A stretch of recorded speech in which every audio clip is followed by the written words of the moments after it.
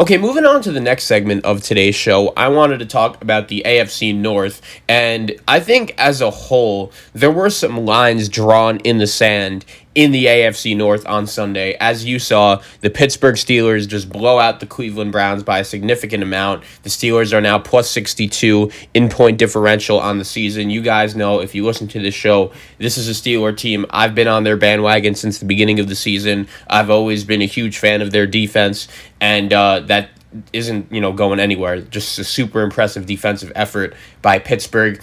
And the Baltimore Ravens ended up beating the Philadelphia Eagles by a final score of 30-28. The Eagles could have tied the game late with a 2-point conversion. Unfortunately for them, they weren't able to get the job done.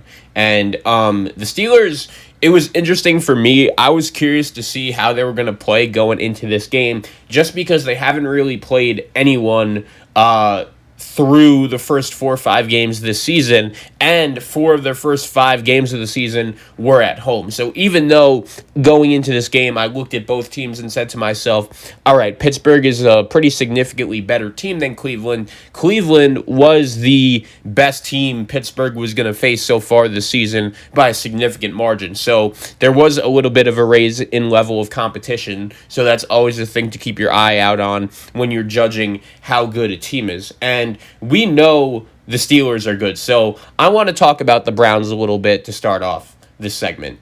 The Browns cannot beat you relying on the pass, and I think that was really exposed going into this game. If you can't run the ball, I don't think you could rely on, if you're the Browns, for Baker Mayfield to be the reason why you won. And Baker Mayfield went out there and threw for 119 yards, 1 touchdown, and 2 picks. Minka had the pick 6, and really, once you looked at that, the game was over. And if you're a Steeler fan, I think there are a bunch of narratives that when you look at this game, you're going to look at and say, oh, shoot, it maybe could have gotten a little better. To lose Devin Bush absolutely sucks. The Steelers, when I look at their defense, I still think they have one of the better pass rushers in the league, led by TJ Watt, Bud Dupree, Cam Hayward. You got to love the way he's been playing. Stephon Tuitt as well. I still really do trust the Steelers' defensive line, but now their linebacking core takes a hit. And you have guys like Vince Williams and Bud Dupree, but those are more guys you like to put on the outside. When you have a guy like Devin Bush in the inside, it really does suck that you're not going to have him, a guy that played really every snap for this Pittsburgh Steelers defense the whole season. And you can't replace him if you're the Steelers, but now they're sitting at 5-0. They look like a very complete football team. They could run the ball. They have weapons. How about this guy, Chase Claypool? 4 touchdowns against the Philadelphia Eagles last week. He had another touchdown in this game against the Cleveland Browns. And one thing I was really impressed with Pittsburgh, and something I've been impressed with the way Pittsburgh has been developing their personnel over the last couple of years, is Kevin Colbert has done a really good job of drafting wide receivers and getting good value on them. And what I mean by that is this. Really, ever since he drafted Antonio Brown and Mike Wallace, Emmanuel Sanders, guys like that, the Steelers have always done a really nice job taking that wide receiver talent that they draft in the 2nd or 3rd round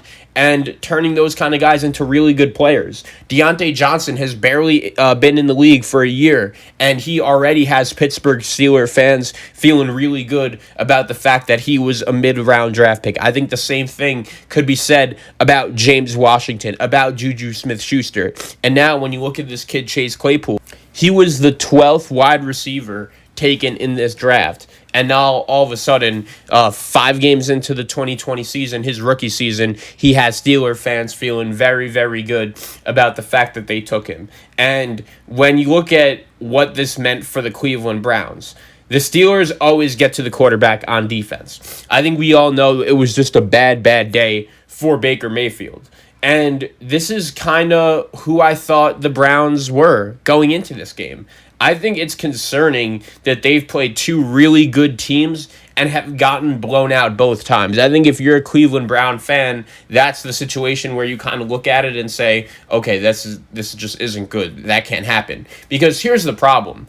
I think when you look at the Cleveland Browns, and you asked the question, could the Cleveland Browns make the playoffs and be successful in the playoffs? Those are two totally different questions. I still believe right now, when you look at the Cleveland Browns and the overall shape of the AFC as a conference, I still think they're going to get to the playoffs. Cleveland's schedule is pretty easy down the stretch, and even around the quarterback position, they do have a lot of talent to just win games. I don't think the Cleveland Browns offense is going to perform as bad as they did on Sunday against the Pittsburgh Steelers in most games, just because they do have a really good offensive line. Before Sunday, they really did have a nice running game. Unfortunately, against a really good Pittsburgh Steelers defense, they just really weren't able to execute it. But at the same time, Cleveland, I think, is going to be a team that could get to the playoffs. They also have a really good head coach. I really like the job Kevin Stefanski has done since he's gotten to Cleveland. The problem is, if you want to win in January, I don't think you're going to be able to do that by, only relying on winning games one way. And I think right now, not only is that the big problem with the Cleveland Browns, but I think you could make an argument that's the biggest problem for the Baltimore Ravens as well. If you can't play different ways in January, you're not going to win anything meaningful in January. If you're the Browns, if you're the Ravens, whoever you are. The Ravens, they can't throw the football, and neither could Cleveland. Teams are literally about to say, you can't run the ball, so beat us. Baker Mayfield isn't great, so that's the issue. And if you're the Cleveland Browns, a lot of fans are saying, oh, if he's that bad, why don't you just punt on him and go to Case Keenum? I just never expected that to be a realistic option for this Cleveland Browns team, to punt on Baker Mayfield and go to Case Keenum. Because when you look at it, Baker Mayfield, the Cleveland Browns, whether they like it or not, really took a large investment in him when they selected him with the number 1 overall pick in the 2018 NFL draft. They really, invested a lot of their future into him. And even though they have a new head coach and a new GM, the head coach and GM that made those picks at the time, I don't think you could tell Baker Mayfield, with all this talent around him, all right, you're benched right now because he got blown out by the Pittsburgh Steelers defense. To be honest, that was kind of a game that I did see coming. If Cleveland wants to reevaluate where they're going at the quarterback position once the season ends, that's fine, but I just don't think it's fair to Baker Mayfield to just say, all right, we're going to put Case Keenum in after Baker just gets absolutely plummeted by the Pittsburgh Steelers, while if you were to bench him, you just say to Case Keenum, oh, even though Baker Mayfield was really not good the first couple of games against the Pittsburgh Steelers and Baltimore Ravens, we're going to put Case Keenum in all of a sudden when the schedule gets easier. I don't think they're going to do that. So you can't punt on Baker, but you're a competitive team right now. People are saying you should go to Keenum. It's a lower bar than what you have, and I don't think you could do it because you're so invested in Baker, but they've been hiding him, and I think that's the problem that the Pittsburgh Steelers really were able to take advantage of. Now, let's get into the Baltimore Ravens a little bit, and if you watch their game on Sunday, they barely beat the Eagles, and a lot of people have asked me, who do you think is better right now, the Pittsburgh Steelers or the Baltimore Ravens? And I think right now, I actually do feel pretty confident in saying that I do think the Pittsburgh Steelers are definitively better than the Baltimore Ravens right now. I think when you look at the Ravens, their argument in this question would be, I think our defense is just very good. Well, guess what? Pittsburgh's defense is also very good. And I think that Lamar Jackson, when you look at his season so far, it's been okay. Nothing good, nothing great. I understand he did rush for 117 yards on Sunday, but in Baltimore, when you look at this team, they just can't throw the ball. And I do think the way to beating them was kind of exposed on that Monday night game when they faced off against the Kansas City Chiefs. It was kind of exposed in that playoff game last year against the Tennessee Titans. Just get a lead on them by 10, 14 points. That will force Lamar Jackson to throw the ball. And once you do that, you've got this Baltimore Raven team right where you want them. And I think when the Steelers and Ravens play each other, the Pittsburgh Steelers and their defense aren't going to let the Baltimore Ravens run a ball a lick, and they're really going to make Lamar Jackson throw it. I think the Ravens are capable to improve. As I said, they did lose some of their offensive linemen.